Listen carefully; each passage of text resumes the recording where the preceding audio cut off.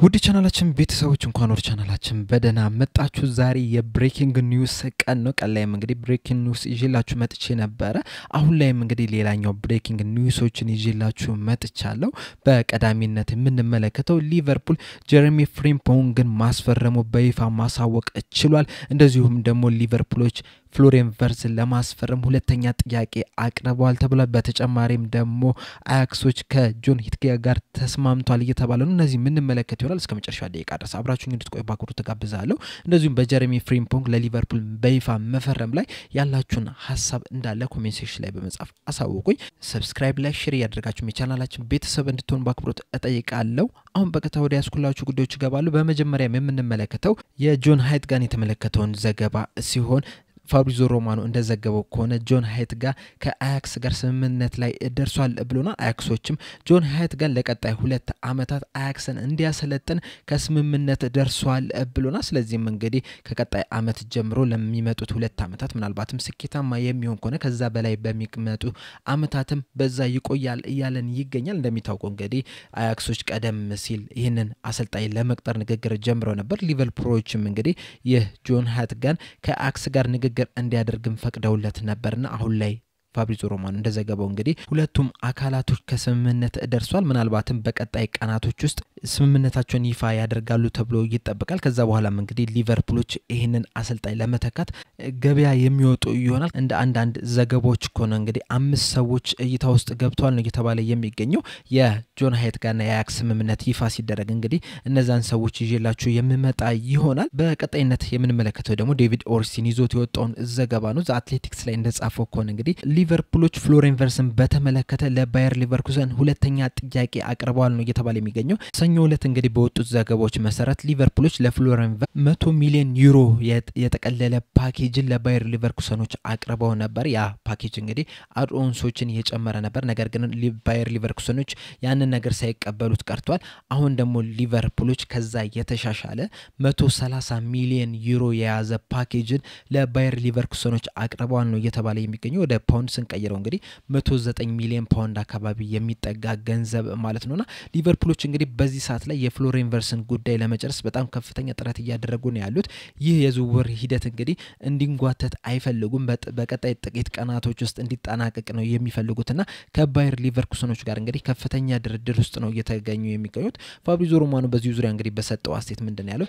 በጣም ወደ ላቀ ደረጃ ላይ ደርሷል ይህ ድርድራቸው ነው ያለን የሚገኙና ምናልባትም በቀጣይ ቀናቶች ውስጥ ወይም ደግሞ በቀጣይ ሳምንታት ውስጥ እንግዲህ ይህ ዝውውር ሊጠናቀቅ ይችላል። ነገር ግን ሊቨርፑሎች ከዚህም ቀደም ብሎ እንዲጠናቀቅ ነው የሚፈልጉት። በጣም በፍጥነት እንዲጠናቀቅ ይፈልጋሉ። ቀደም ብሎ ስራቸውን መጨረስ ይፈልጋሉ። ምናልባትም እንግዲህ የዝውውር መስኮቱ ልክ እንደተከፈተ የዚህን ተጫዋች ኮንትራት ይፋ ማድረግ ይፈልጋሉ ነው እየተባለ የሚገኙና ለዛም እንግዲህ በጣም ከፍተኛ ጥረት እያደረጉ ነው የሚገኙት።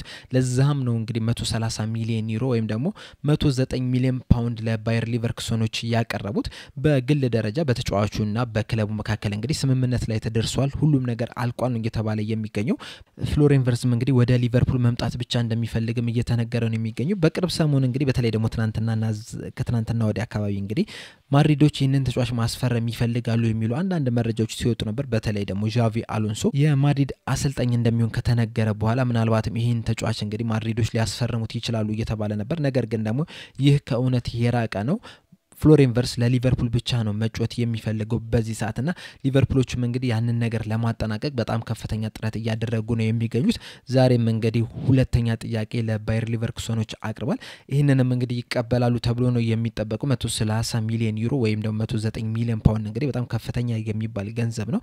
ከዚህ በኋላ እንግዲህ ሊቨርፑሎች የሚጨምሩ ከሆነ ምናልባት የፕሪሚየር ሊግ ሪካርድ ነው የሚሆነው። ከዚህ በፊት እንግዲህ ሪካርዱ የተያዘው በነ ሞይሴስ ካይሴዶ በነ ኤንዞ ፈርናንዴዝ ነው። 110 ሚሊዮን ፓውንድ አካባቢ ነው ሞይሴስ ካይሴዶ የተከፈለበት።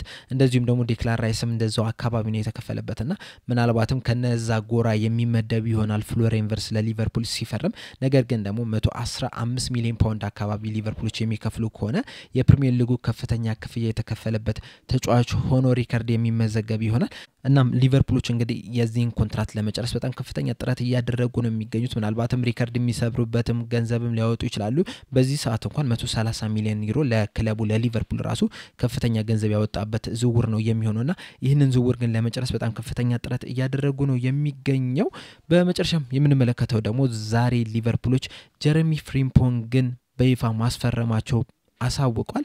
በዚህ ስምምነታቸው እንግዲህ የ5 ዓመት ኮንትራት ነው ጀረሚ ፍሪምፖንግ ለሊቨርፑል እየፈረመው። በዚህ መሰረት እንግዲህ በሊቨርፑል ቤት እስከ 2030 ክረምት ድረስ የሚቆይ ይሆናል። ሊቨርፑሎችም እንግዲህ ለዚህ ተጫዋች የውል ማፍረሻውን 29.5 ሚሊዮን ፓውንድ ለባየር ሊቨርኩሰኖች የሚከፍሉ ይሆናል። እዚህ ላይ ሌላ የሚያስገርመው ነገር ምንድነው? በተለይ ደግሞ ሪቻርዲዮን የምናደንቅበት ነገር ምንድነው?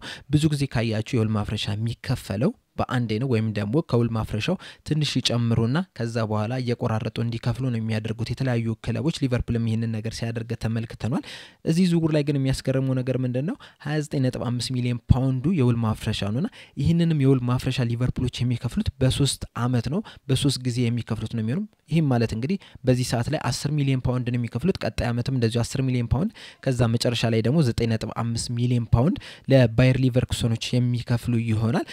ቀደም ላይ ምሳ ሰዓት ላይ በተለይ በሰራውላችሁ ብሬኪንግ ኒውስ እንግዲህ ሊቨርፑሎች ከትሬንት አሌክሳንደር አርኖልድ ዝውውር 10 ሚሊዮን ፓውንድ የሚያገኙ ይሆናል። ይህም ማለት እንግዲህ ቀሪ ደሞዙን እንደዚሁም ደግሞ ሪያል ማድሪዶችም የሚከፍሉት ተጨማምሮ ነውና 10 ሚሊዮን ፓውንድ ከትሬንት አሌክሳንደር አርኖልድ ያገኙትን ሂሳብ ቀጥታ ለጀረሚ ፍሪምፖንግ የሚከፍሉ ይሆናልና በ3 ጊዜ መክፈላቸው ራሱ በጣም የሚያስደንቅ ነገር ነው። በተጨማሪም ደግሞ ሌላኛው የሚያስገርመው ነገር ምንድነው? ሊቨርፑሎች እንግዲህ በዚህ ሰዓት ላይ ትሬንት አሌክሳንደር አርኖልድ ማጣታቸው እንደዚሁም ደግሞ ኬልኸርም ከሊቨርፑል እንደሚወጣ እየተነገረ ነው የሚገኙና እነዚህ ተጫዋቾች በወጡ ቁጥር እንግዲህ የሆም ግሮን መጠን እየቀነሰ ነው የሚመጣውና ጀረሚ ፍሪምፖንግን ማስፈረማቸው ራሱ ሌላኛው ጥቅም የሚሆነው ምንድነው? የሆም ግሮን ኮታ የሚጨምር ነው። ምክንያቱም እንግዲህ በልጅነቱ በማንቸስተር ሲቲ አካዳሚ ነው ያደገውና እንደ ሆም ግሮን ነው የሚቆጠረው። ያንንም ማግኘታቸው ራሱ ሌላ ተጨማሪ ጥቅም ነው የሚሆነውና በጣም የሚያስደንቅ ዝውውር ነው። ከፊርማው በኋላ እንግዲህ ጀረሚ ፍሪምፖንግ የሰጠው አስቴት አለ። በሰጠው አስቴት ምንድነው ያለው? ለሊቨርፑል ልጫወት ነው፣ ለዚህ አስደናቂ ክለብ ልጫወት ነው፣ ከዚህ በላይ ምን ማለት እችላለሁ ብሏል። በተጨማሪም በሰጠው አስቴት ምንድነው ያለው?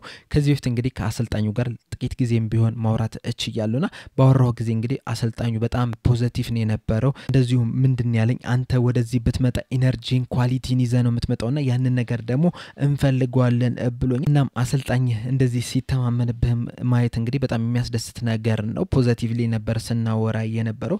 በጣም ኮንፊደንስ ሰጥቶኛልና ወደዚህ መጥቼ ከአርነ ስሎት ጋር ለመስራት በጣም ጓጉቻለሁ ብሏል። በተጨማሪም በሰጠው አስተያየት ምንድነው ያለው? ሁሉ ጊዜም እንግዲህ ወደ ናሽናል ቲም በምንሄድበት ጊዜ በፊኖርድ አብሮት ከሰሩት ተጫዋቾች ጋር እንገናኛለንና ስለሱ ባወሩት ነገር ራሱ በጣም ተመስጬ ነበርና ሁሉ ጊዜ ምንድነው የሚሉኝ? በጣም ምርጥ አሰልጣኝ ነው። ከዚህ በፊትም እንግዲህ እንደሱ አይነት አሰልጣኝ አጋጥሞኝ አያውቅም። በህይወቴ ካጋጠሙኝ ምርጥ አሰልጣኞች መካከል አንዱ ነው እያሉ ሲነግሩኝ ነበርና ያም ነገር እንግዲህ በጣም ይስበኝ ነበርና አሁን ላይ ግን ከሱ ጋር አብሬ ልሰራ በመሆኔ በጣም ደስተኛ ነኝ። ሁሉ ጊዜም እንግዲህ ስለሱ ጥሩ ነገሮችን ነው የምሰማው እና ያንን ነገር እንግዲህ አሁን የአብሬ የማየው ነገር ይሆናል ብሏል። በተጨማሪም በሰጠው አስተያየት ምንድነው ያለው? እንግዲህ የመጀመሪያ ጊዜ ሊቨርፑሎች አንተን ይፈልጓል ሲባል ይሄ ነገር ቀላል ነው፣ ወደዛ መዘዋወር እፈልጋለሁ ብዬ ነበርና ኤጀንቴን ምንድነው ያልኩት?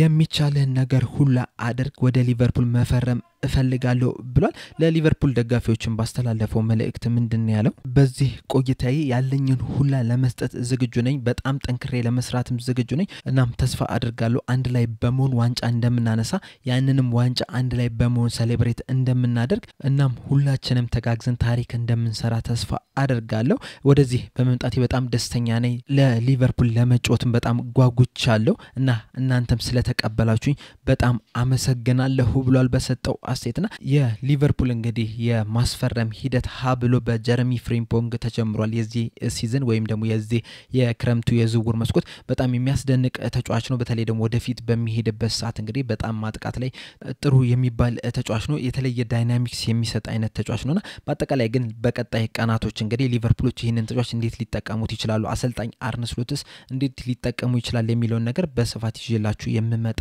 ይሆናል። አሁን ግን ሊቨርፑል ጀረሚ ፍሪምፖንግን በይፋ አስመርሟል። በዚህ ደስተኛ ልንሆን ይገባል። በአጠቃላይ እንግዲህ በእነዚህ ባነሳዋቸው ነጥቦች ላይ ያላችሁን አስተያየት እንዳለ ኮሜንት ሴክሽን ላይ በመጻፍ አሳውቁኝ። በቀጣይ በሌላ እስከምንገናኝ ድረስ ሰብስክራይብ፣ ላይክ፣ ሼር ማድረግ እንዳትረሱ። ቻው።